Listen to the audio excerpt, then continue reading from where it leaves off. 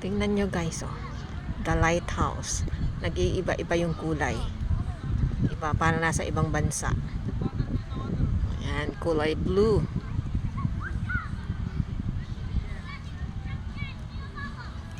The lighthouse ng Subic. Dito yan sa Subic guys. Kulay blue yung, tapos nagta-transition yung kulay. Oh, diba?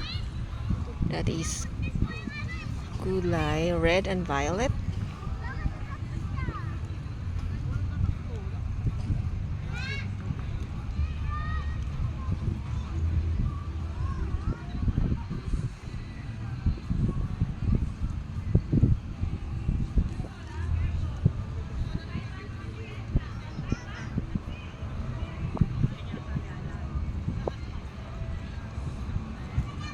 Yan.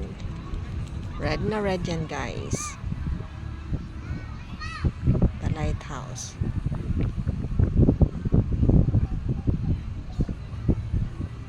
Ma-appreciate mo lang sa gabi. Kasi meron siyang ilaw. Sa araw kasi, syempre wala yung ilaw. Ayan, nagta-transition yung ano niya, kulay. Kulay green naman siya ngayon guys. Ang ganda. Ang ganda. Parang nasa ibang bansa. Kung napanood nyo yung ano, kung nakapunta kayo ng Hong Kong, yung isang palace doon, ganyan, nag-iiba-iba yung kulay. Tsaka maliban dyan guys, ang sarap ng hangin dito.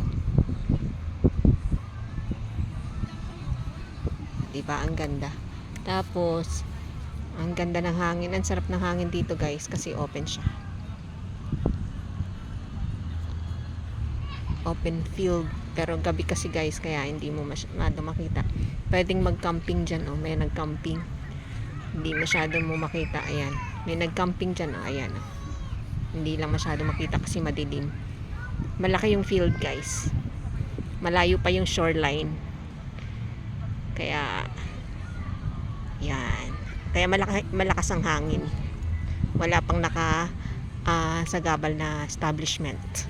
So maliban dyan, yan yung lighthouse. Ito, mga bars, gimikan guys. Ayan. So gimikan yan dito sa Subic.